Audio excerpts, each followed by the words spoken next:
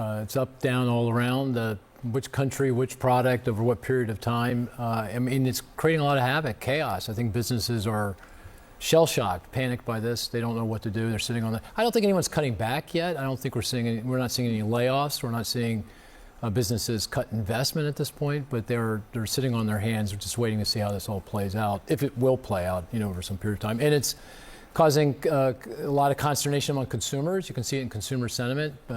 Consumers are very worried about what's going on in the price increases that are coming.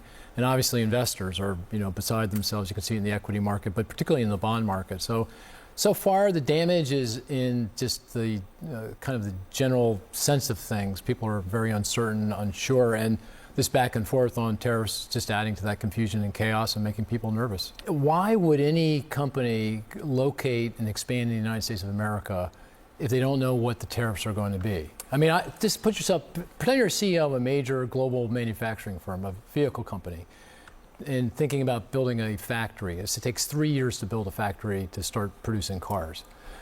To determine whether you're going to make that investment, you have to know what the tariffs are, because these are big tariffs. These aren't small tariffs. This isn't 1%, 2%, 5%. This is 25%, 30%, 35%. And so you need to have some clarity on that. But how can you get clarity? These tariffs are done under executive order. They can be changed with the stroke of a pen, and they may not even be legal. So they can be struck down 18 months from now. So if I'm that CEO and I'm thinking, should I build that factory? How can I possibly make that investment? And they won't. They just won't make that investment. Here's a statement from a CEO today. Adding American manufacturing helps us better meet the incredible and growing demand for AI chips and supercomputers, strengthens our supply chain, and boosts our resiliency. You're talking about NVIDIA. The CEO of NVIDIA. Yeah, but Scott, how did they make that announcement today? Scott, CEOs are going to make. Why wouldn't you make that announcement? Why wouldn't you make? You just said they won't. No, I'm saying they did. Why they would do it anyway?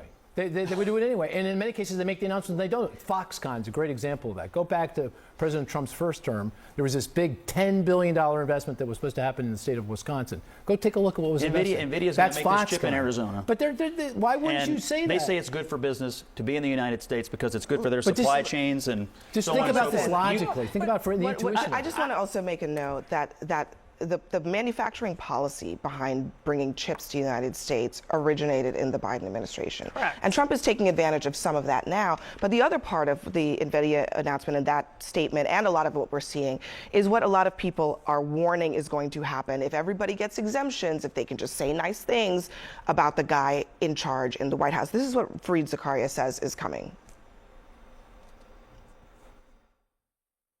These tariff negotiations will inevitably result in an orgy of corruption. The American economy is being transformed from the leading free market in the world to the leading example of crony capitalism.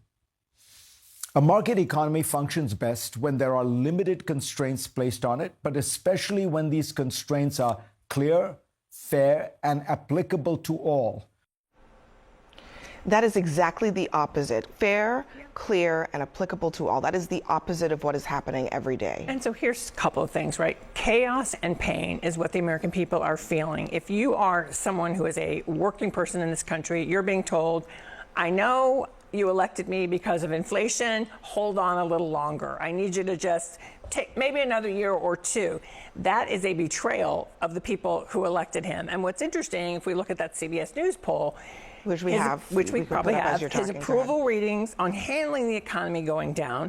And the two top people that, just to what Fareed just said, Americans believe benefit the most, 74% the wealthy, 71% large corporations. Now, whether it's NVIDIA or whatever corporation, the point is he's losing the confidence of the American people. I think we're seeing that not only in the polls, but in the turnout at events where people are expressing their frustration. You have a lot of small business owners who also are very anxious. Part of what the problem I have with the conversation is we're talking as if this is a fait accompli. We're talking as if it's done, the tariffs are permanent, recession is here, it's all over, doom and gloom. As Warren Buffett famously said, it's only a loss when you sell. I can tell you, Abby, I have not sold. I'm telling our advisors to stay the course. The game's not over yet. Can I just say, though, we're right on the edge here. I mean, another 3, 4, 5, 6 weeks of this, and we're going into recession because businesses aren't going to sit on their hands forever, and they're going to decide, I am going to cut, and I am going to start to lay off. And at the end of the day, a recession is a loss of faith, and people are losing faith.